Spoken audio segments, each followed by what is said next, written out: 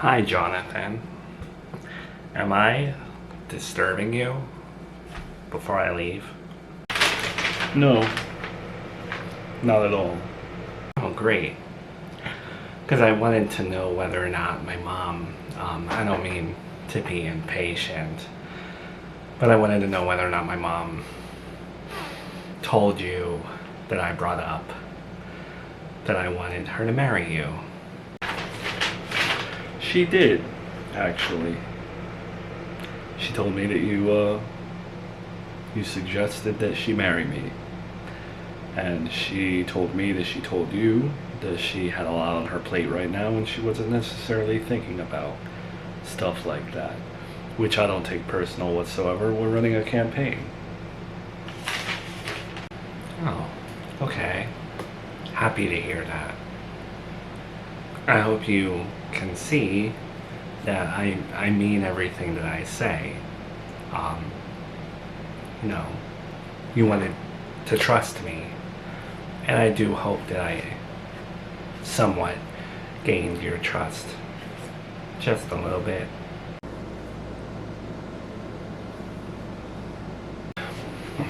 You have. Somewhat. I think it shows a lot to me, but I'm still very skeptical, and I still feel as though you hate my guts and you're trying to gotcha me or something, even though I have nothing to hide. You know what I mean? It's just that untouched tension that needs to dissipate like old weight.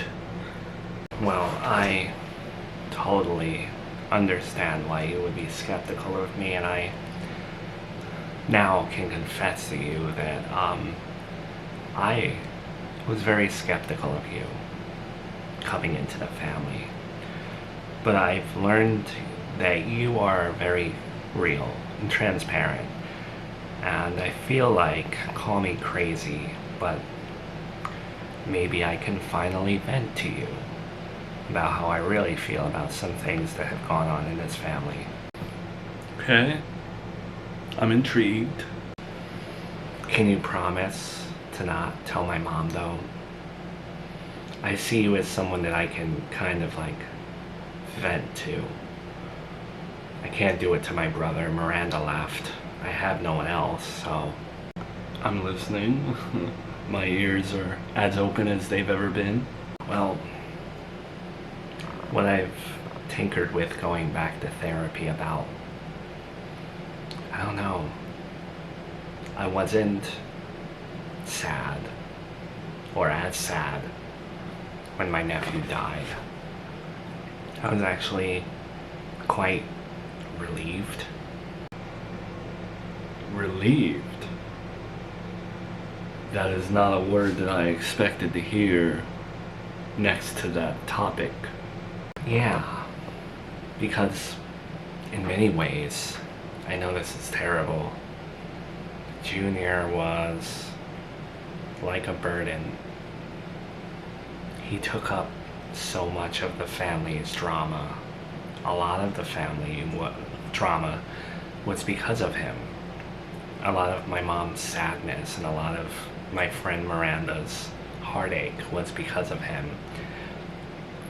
And I don't know, sometimes I wish the worst for him. I see. And you really feel comfortable telling me all this? It's a lot. Yeah. Because I don't know, call me crazy, but kind of felt like you might have shared that sentiment. The way you treated Miranda. I know I'm her best friend, but I kind of agreed with you. Kind of saw it from your perspective, but when you started dating my mom, I obviously had to put a guard up. I wanted to trust you, but I needed to test you. And I now see how much like you love my mom, so I do think we could like work together to make this a good family that could be winners. I can't say that I'm not surprised. I'm surprised. I'm shocked. I know. I know. I'm surprised too, but you surprised me. I'm just kind of concerned that what if I can't trust you? What if you betray me and spill everything that I just told you? You know? My mom would disown me if she knew that I felt that way about Junior. You don't have to worry. I'm a man of my word. I'm loyal. Everything that you just said to me, I will keep between us. Thanks. Is there anything that you want to tell me? I know you may think that I would judge you, but I really just want someone that's on my level. I've always been the toxic one underneath, you know. Is this weird by me, like, spilling this all out to you? No, it's not weird at all. Thanks for making me feel comfortable. I know that's probably not easy to do as my mother's boyfriend. But tell me, like, you have run the Serafina Town Institute of Faith, formerly the Montgomery Institute of Faith, for so long. You've seen people come and go. So much has happened. Like, I hear the stories about people dying behind your Serafina Town Institute of Faith, and I'm a horror fan. You don't have any, like, juicy stories you could give me? You know how much I love Edgar Allan Poe. There were a couple of dead, houseless people outside of my institute not too long ago, and I had to call it in. I saw their bodies, if that's the type of gory information you want to hear. That's how bad our town is and needs to be reshaped. It sickens me that you can't walk down the street without seeing the victims of what happens on the streets in this town. It's a father and a son lying right behind right behind the home of God. Really makes you think. Oh my God. Was that traumatizing for you, or did you enjoy it? No, it was traumatizing. Absolutely. I bet. Anything else? I'm an open book. I won't judge you. Do you know anything about the night of Junior's murder? It's my wedding night. It was like, almost like a gift.